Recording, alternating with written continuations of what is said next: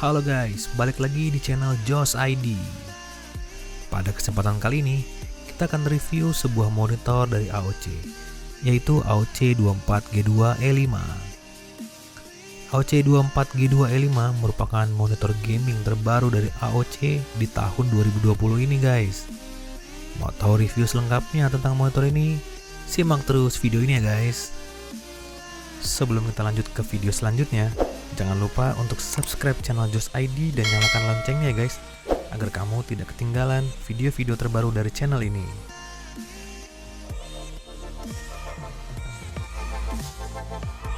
Nah, sebelum kita review, kita akan unboxing dulu ya guys, untuk lihat isi paket penjualan dari AOC 24G2E5. Di dalam paket penjualan sendiri, terdapat kartu garansi dan buku manual, kabel DisplayPort, kabel power, baseplate atau dudukan monitor, stand monitor, dan terakhir adalah body monitornya itu sendiri. Untuk merakit monitor ini juga sangat mudah ya guys. Pertama-tama kita sambungkan kaki atau stand monitor dengan dudukannya. Nah, pada saat menyambungkan kaki dengan dudukan, saya sangat suka nih dengan monitor ini. Karena kita tidak butuh baut untuk mengencangkan. Kita hanya perlu menekan stand ke dalam dudukan hingga terdengar bunyi, yang artinya stand monitor sudah terpasang dengan dudukannya guys. Setelah itu, kita tinggal pasang kepada body monitor. Dan lagi-lagi kita tidak membutuhkan baut untuk memasang ke body monitor. Dan akhirnya AOC 24G2E5 nya sudah terpasang nih guys. Ini sih gampang banget ya. Thanks AOC. Jika dilihat dari bagian depan, monitor ini sudah memiliki desain bezel-less yang sangat tipis pada ketiga sisi monitornya. Dan pada dagu monitornya hanya terdapat tulisan AOC. Monitor ini memiliki dudukan atau baseplate yang berbentuk huruf V. Sepertinya hal ini diberikan untuk menampilkan kesan gaming pada monitor ini. Sedangkan pada bagian belakang, desainnya juga terlihat sangat gaming. Terdapat tulisan AOC dan beberapa accent gaming berwarna merah, baik pada bodinya dan juga pada stand monitor ini. Oh ya, pada bagian belakang juga terdapat lubang yang diperuntukkan agar pengaturan kabel-kabel tidak berantakan. Pada bagian input-output di bagian belakang terdapat satu lubang DisplayPort, dua lubang HDMI, satu lubang VGA, satu lubang earphone out, dan satu lubang untuk power. Monitor AOC 24G2E5 memiliki ukuran 24 inch, berpanel IPS, resolusi Full HD 1080p, refresh rate 75 Hz, response time hingga 1 ms, dan support AMD FreeSync. Selain itu, monitor ini memiliki brightness hingga 300 nits, kontras rasio 1000:1, viewing angle 178 derajat, color gamut sRGB 102%, dan DCI P3 80%. Monitor ini juga didukung VESA mount 100x100 mm, dan adjustable stand yang dimiliki hanya tilt sebesar -5 derajat hingga 23 derajat. Oke, sekarang kita langsung tes main game aja ya guys.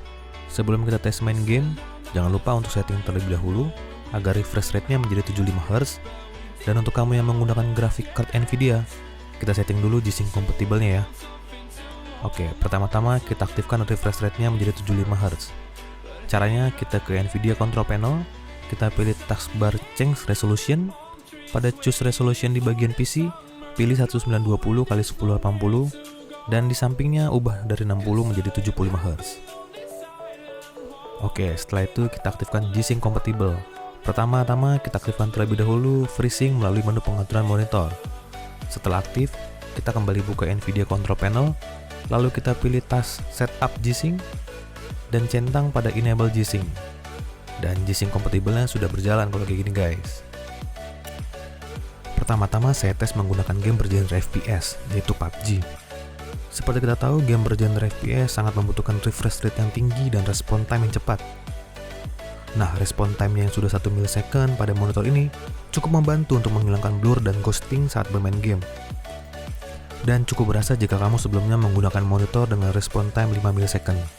Sedangkan refresh rate-nya sendiri yang masih 75 Hz, menurut saya tidak terlalu berasa perbedaannya dari monitor 60 Hz. dan kalian yang sudah pernah menggunakan monitor dengan refresh rate 144Hz, pasti akan merasa sangat downgrade jika menggunakan 75Hz. Namun, baik lagi dengan harganya yang berbeda jauh dengan monitor 144Hz, saya rasa 70Hz pada monitor ini sudah cukup membantu untuk mendapatkan pergerakan yang smooth dan mengurangi efek tearing dan stuttering pada game. Ketika saya tes menggunakan game non-kompetitif seperti Tomb Raider dan eFootball 2020, monitor ini juga terasa cukup nyaman.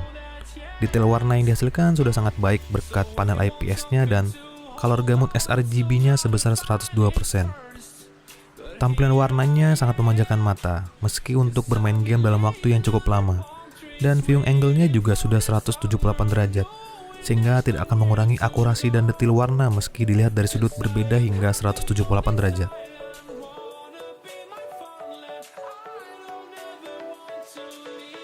Ketika saya pakai untuk kebutuhan multimedia, semisal nonton atau juga untuk editing video, kualitas warna monitor ini juga sudah cukup baik di harganya.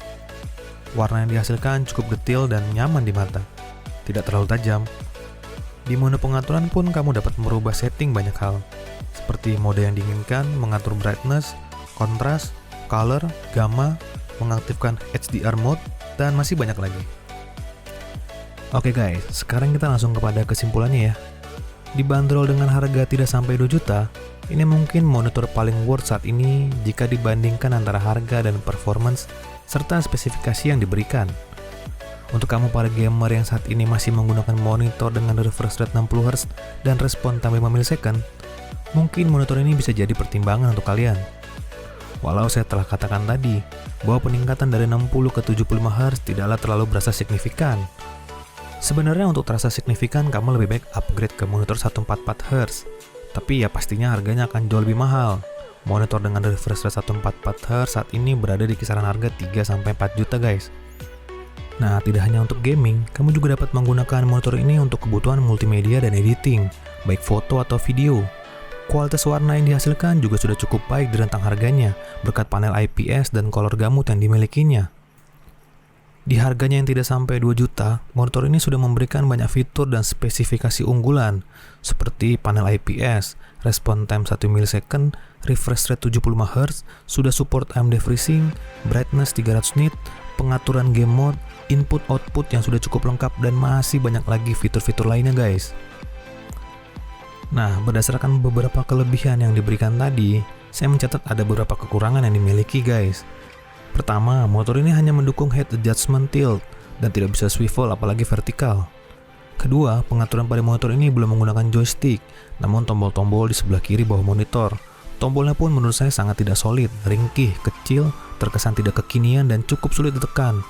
Namun demikian, menu pengaturannya menurut saya sudah cukup lengkap. Namun terlepas dari beberapa kekurangan tersebut, saya masih bisa maklumi guys. Lagi-lagi dari harga yang diberikan, kita sudah mendapat banyak fitur dan spesifikasi unggulan yang diberikan oleh monitor ini. Nah, jadi gimana? Apa kalian berminat memiliki monitor ini? Demikian guys, sedikit review dari saya mengenai monitor AOC 24G2E5 yang merupakan monitor gaming terbaru dari AOC di tahun 2020. Review ini semata hanyalah berdasarkan opini serta pengalaman pribadi saya sendiri. Kalian bisa berikan saran dan kritik jika ada informasi atau pendapat yang mungkin kurang tepat di kolom komentar ya guys. Jangan lupa juga untuk like dan share video ini jika kamu suka dan subscribe channel ini ya guys. Sampai jumpa di video-video selanjutnya.